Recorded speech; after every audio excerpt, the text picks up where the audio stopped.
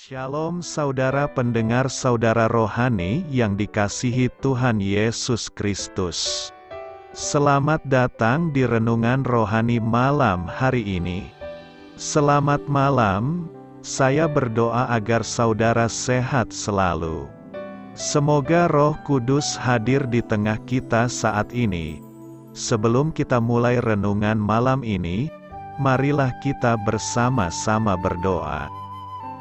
Bapa kami yang di surga, Bapa di dalam nama Tuhan Yesus Kristus, kami sungguh mengucap syukur, ya Tuhan, oleh karena Engkau sangat baik buat kami.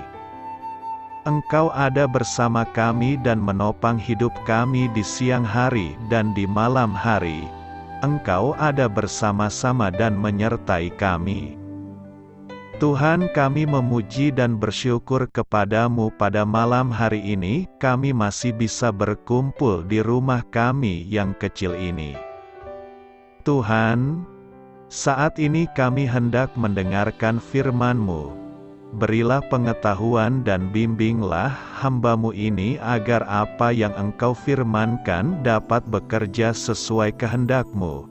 Buat kami jemaat-Mu, bukalah hati dan pikiran kami untuk mendengar dan menerima firman-Mu. Kiranya firman-Mu ini dapat menjadi berkat bagi kami. Berbicaralah Tuhan, kami sudah siap menerima firman-Mu. Di dalam nama Tuhan Yesus Kristus kami berdoa dan mengucap syukur. Amin. Sahabat saudara rohani, pembacaan ayat emas Alkitab renungan kita malam hari ini.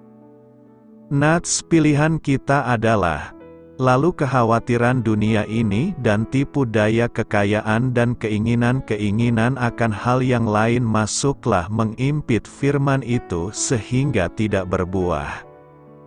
Tertulis dalam kitab Markus 4 ayat 19, kata kunci renungan pada malam ini adalah mengatasi semak duri, dan bacaan kita pada malam ini terambil dari kitab Markus 4 ayat 13 sampai dengan ayat 20. Lalu ia berkata kepada mereka, "Tidakkah kamu mengerti perumpamaan ini? Kalau demikian bagaimana kamu dapat memahami semua perumpamaan yang lain?" Penabur itu menaburkan firman. Orang-orang yang di pinggir jalan, tempat firman itu ditaburkan, ialah mereka yang mendengar firman. Lalu datanglah iblis dan mengambil firman yang baru ditaburkan di dalam mereka. Demikian juga yang ditaburkan di tanah yang berbatu-batu, ialah orang-orang yang mendengar firman itu dan segera menerimanya dengan gembira. Tetapi mereka tidak berakar dan tahan sebentar saja. Apabila kemudian datang penindasan atau penganiayaan karena firman itu, mereka segera murtad. Dan yang lain ialah yang ditaburkan di tengah semak duri. Itulah yang mendengar firman itu. Lalu kekhawatiran dunia ini dan tipu daya kekayaan dan keinginan-keinginan akan hal yang lain masuklah menghimpit firman itu sehingga tidak berbuah. Dan akhirnya yang ditaburkan di tanah yang baik, ialah orang yang mendengar dan menyambut firman itu lalu berbuah. Ada yang 30 kali lipat, ada yang 60 kali lipat, dan ada yang 100 kali lipat. Tertulis di dalam kitab Markus 4 ayat 13 sampai dengan ayat 20. Topik dari ayat emas renungan kita adalah untuk mencabut semak kekhawatiran, berlutut dan berdoalah. Mari kita mulai renungan malam kita. Untuk memulai hal baik, serahkanlah segala sesuatu hanya kepada Tuhan. Kisah inspiratif.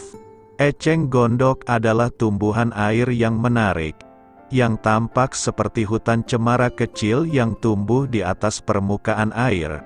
Pada musim semi tumbuhan ini menghasilkan hamparan bunga kecil berwarna putih. Tetapi sebenarnya ini adalah tumbuhan yang berbahaya.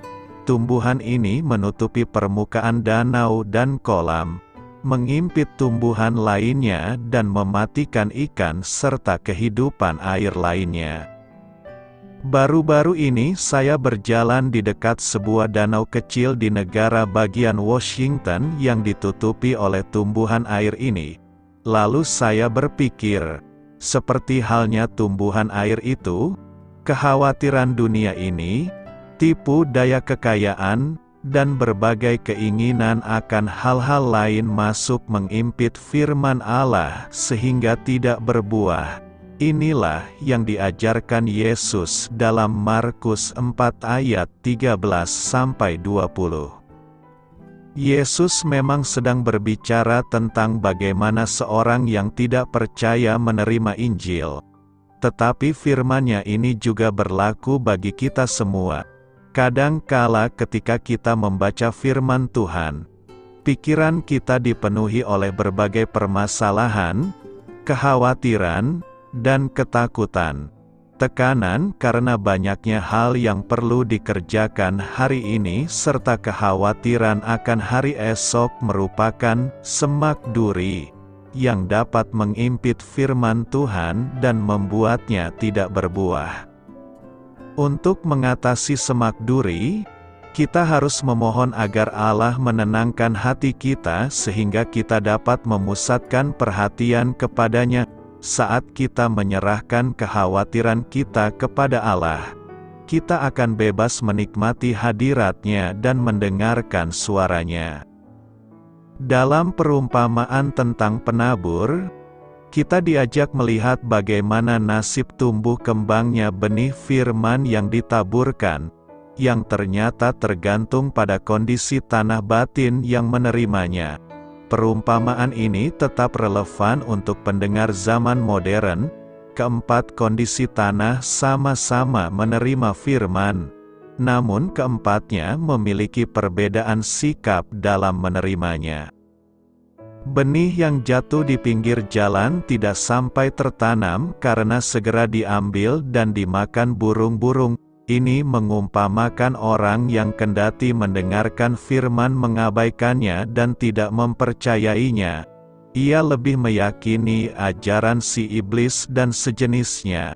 Secara KTP orang ini memang Katolik, namun nilai-nilai yang dianut dan dihidupi justru bertentangan dengan imannya itu. Ia justru lebih banyak mendengarkan dan mempercayai ajaran-ajaran lain yang bertentangan dengan Injil.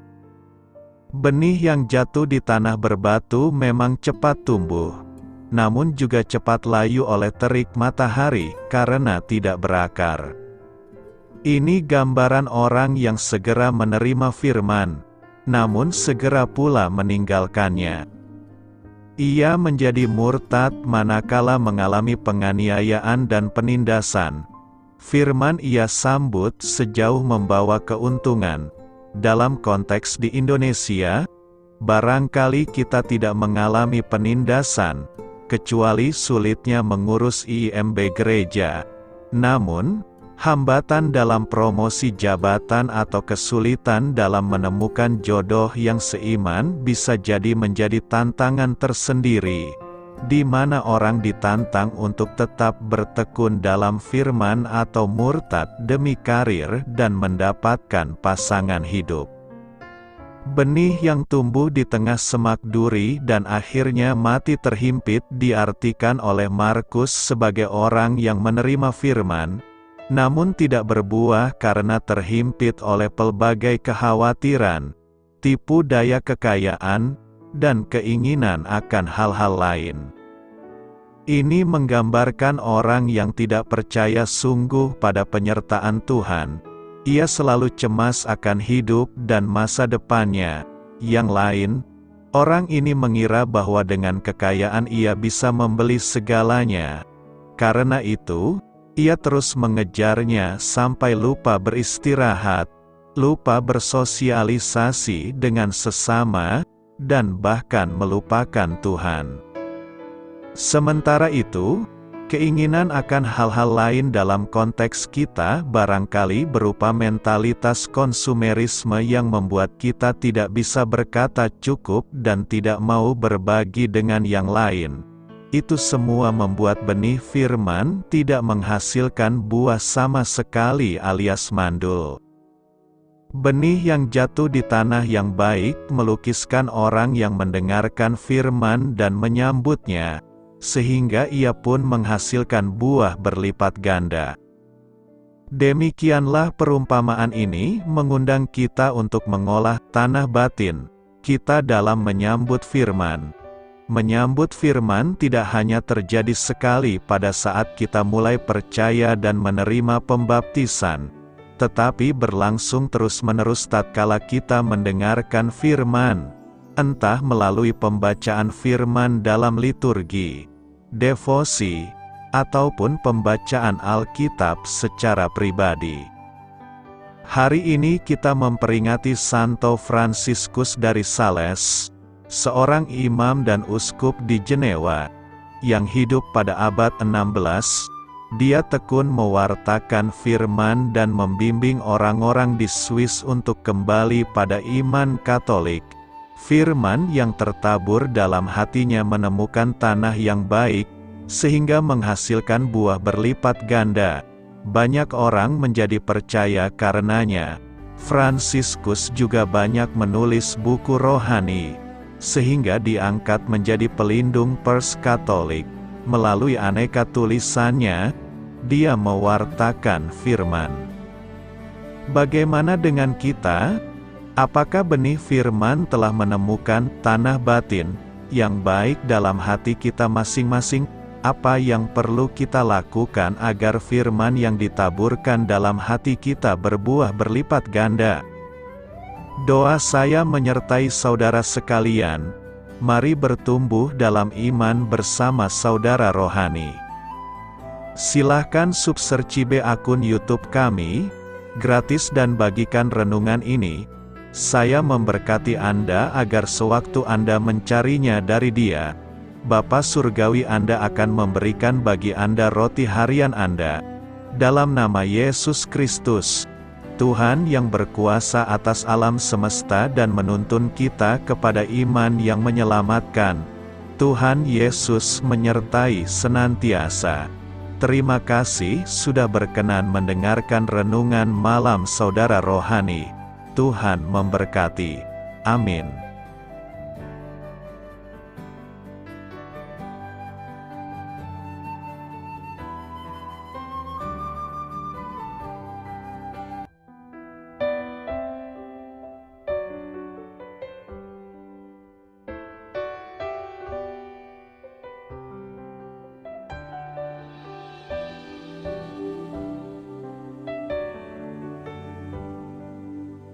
Marilah kita renungkan, sahabat saudara rohani, demikianlah renungan firman Tuhan malam hari ini.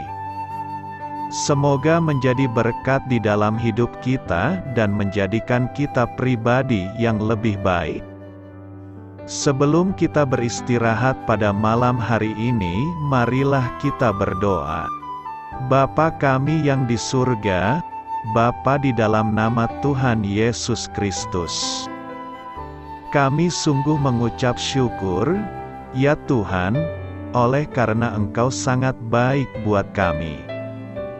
Engkau ada bersama kami dan menopang hidup kami di siang hari dan di malam hari. Engkau ada bersama-sama dan menyertai kami, ya Tuhan Yesus. Kami mengucap syukur untuk firman-Mu, ya Tuhan, yang memberikan kami kekuatan dan menyadarkan kami bahwa kami tidak perlu takut dengan gelap dan malam. Sebab Tuhan, Engkau ada bersama kami. Engkau melindungi kami dan menjadi perisai bagi kami hamba-Mu berdoa saat ini. Tuhan, untuk setiap pendengar renungan ini yang mengalami ketakutan, kecemasan, kegelisahan, pada situasi gelap dan malam hari di dalam nama Tuhan Yesus Kristus. Kuasa Tuhan melepaskan mereka dari segala ikatan roh-roh ketakutan yang mengikat mereka saat ini. Tuhan melepaskan setiap anak-anak-Mu dari segala rasa takut dan kecemasan. Di dalam nama Tuhan Yesus segala kuasa-kuasa roh jahat, kuasa setan iblis yang mengganggu anak-anak-Mu, ya Tuhan, tolong hancurkan dan halaukan dengan kuasa-Mu. Dalam nama Tuhan Yesus Kristus, berkati setiap kami anak-anak-Mu, ya Tuhan, dan lindungilah kami. Kami aman di dalam Engkau. Ya Tuhan, penuhilah setiap hati kami dengan keberanian, damai sejahtera, dan sukacita serta ketenangan yang dari Tuhan. Berkati kami di malam hari ini, saat kami tidur dan beristirahat. Kuasa-Mu, ya Tuhan, menaungi setiap kami, memberkati dan melindungi kami. Bangunkanlah kami kembali besok pagi dengan kekuatan yang baru, tubuh yang sehat diberkati Tuhan, dan berkat-berkat yang baru Tuhan sediakan bagi kami. Terima kasih, ya Tuhan, kami sungguh mengucap syukur untuk firman-Mu yang menguatkan kami. Dalam nama Tuhan Yesus Kristus Juru Selamat kami, Bapa kami yang baik, kami mengucap syukur dan berdoa haleluya. Amin. Biarlah firman Tuhan menjadi pengingat untuk kita semua, bahwa tuntunan dari Roh Kudus akan selalu memberi jalan keluar bagi setiap permasalahan hidup kita, dan memberi kedamaian di hati kita. Amin. Sampai jumpa di renungan malam saudara rohani berikutnya.